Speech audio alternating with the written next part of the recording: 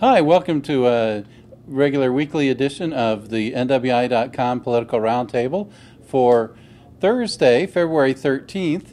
I'm Doug Ross, editorial page editor at the Times. Here with me is Krista Zvanovic, assistant managing editor, and we should start talking about the hot topic of the day, which is what happened in the Indiana Senate. What's the big news and what's going on? It looks like we will not have a marriage amendment on the ballot this fall. We probably will have one for 2015-16. What happened was no one made an amendment to put the one sentence prohibiting civil unions back in, so it's different from what was voted on in 2011, which means now we have to start all over again. So there is no marriage amendment to the Constitution right now. No one will vote on it in November.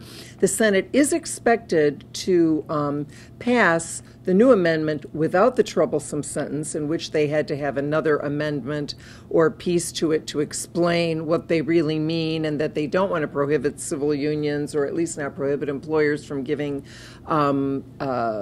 same-sex households benefits from their companies.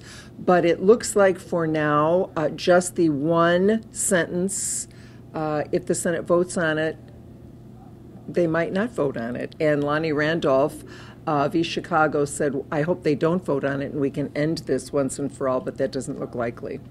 Right, and you know, one of the things that happened was, of course, we had the federal judge's ruling about the Kentucky situation, where it was, you know, pretty much a similar constitutional amendment that they went through. It was identical language, as I understand. So, I mean, you know, and it was a federal judge, and I think the judge not only ruled that Kentucky's amendment to their state constitution was unconstitutional according to the U.S. Constitution, but also Kentucky's state law that prohibited gay marriage. And of course, Indiana has such a law on its books, and so interesting. It is interesting. I thought it was pretty interesting that of course, they do the prayer to open the session, and the prayer seemed to admonish the senators to, you know, be a little more tolerant, which I, you know, found interesting.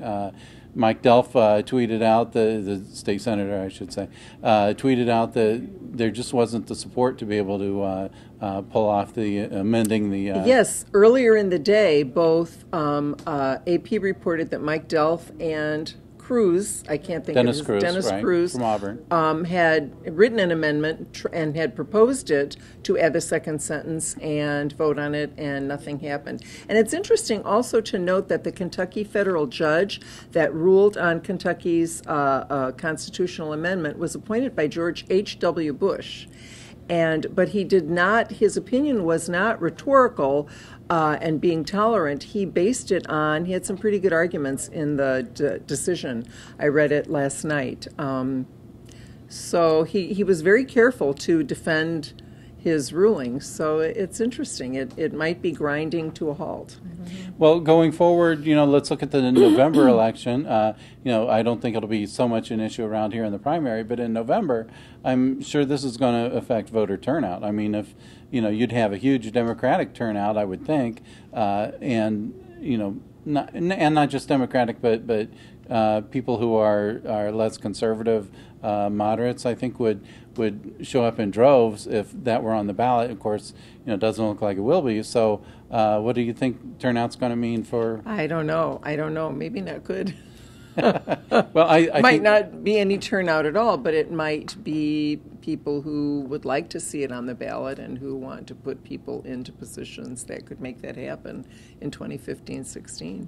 I think you'll see a conservative turnout, just you know, the typical off-year thing when you've got a Democrat in the White House. So that'll be interesting. We should probably talk about our next topic, which is the contract that Lumenus USA had with the Valparaiso Community Schools and then canceled this week. That was Monday morning, actually, you know, 9 o'clock, canceled the contract after a social media outcry, you know, just like firestorm of comments opposed to this idea.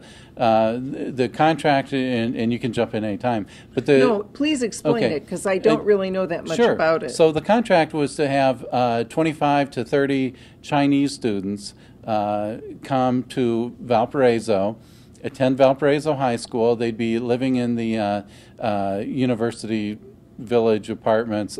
So basically on East Lincoln Way, those new apartments there in Valparaiso. They'd be going to school. The taxpayers wouldn't be paying for any of that. In fact, the company would be paying, I think, $5,000 or something to the school district for this. Wouldn't affect the grade, the class rankings or anything like that. Wouldn't affect access to advanced placement courses. The company promised they'd pay any extra costs for teachers or whatever necessary. But there was a huge outcry over this, and I think part of the reaction against it was that the school board just acted on it without getting public comment. And then last Thursday, there was a school board workshop meeting, Valparaiso School Board, I should say, and they didn't want to hear any comment on that topic, saying you'll have to wait until the 20th. So I think the opponents to it just reacted as you would expect to being shut down by the school board, and after the huge outcry, Lumenus officials, one of whom, I should say, Valparaiso Mayor John Costas, has an 11.33% or some small stake in the company. He's on the board of directors. We talked with him Monday morning, and he just said we needed to pull the plug until they can find a new superintendent and all of this settles down. They got bigger fish to fry, and so as a consequence, the contract's fried. I was kind of curious why they didn't just agree to wait till the next meeting and then maybe try and do some politicking in the community to assure people that this was really actually possibly a good thing. I don't really have an opinion one way or the other, but at first blush it sounds to me like a good idea for the Valpo students as well as the Chinese students to interact. And wasn't part of it also that if they could get the grades, these Chinese students then would matriculate to Valparaiso University? Presumably, assuming they're accepted, exactly. Yes. And so, I think it was a good idea.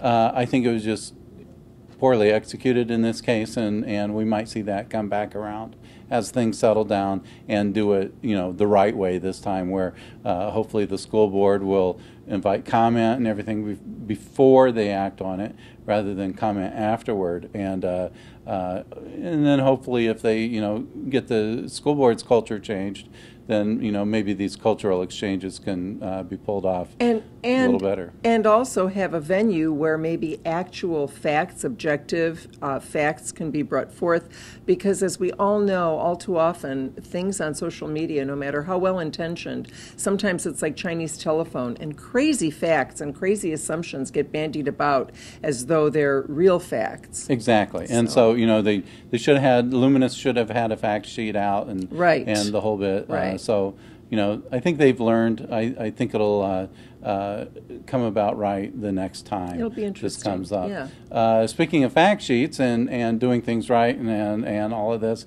that brings us to our third topic, which is the E911 consolidation, which is still lagging in Lake County. And the latest is the threat to bring in the Attorney General to kind of quash the rebel alliance. The three commissioners who serve as the president or head of the county commissioners, the administrative arm of county government, are themselves undecided. But I know Commissioner Roosevelt Allen said, we've got to set a deadline. We have 4 holdouts: Highland, Cherville, St. John, and Cedar Lake, for various reasons. They all have various reasons. And he suggested that maybe we should have a March 31st deadline. If they can't or won't sign the interlocal agreement to join us, then let's ask the Attorney General to step in and force this to happen. The county stands to lose a lot of money if we don't have this consolidation in place by the end of this year.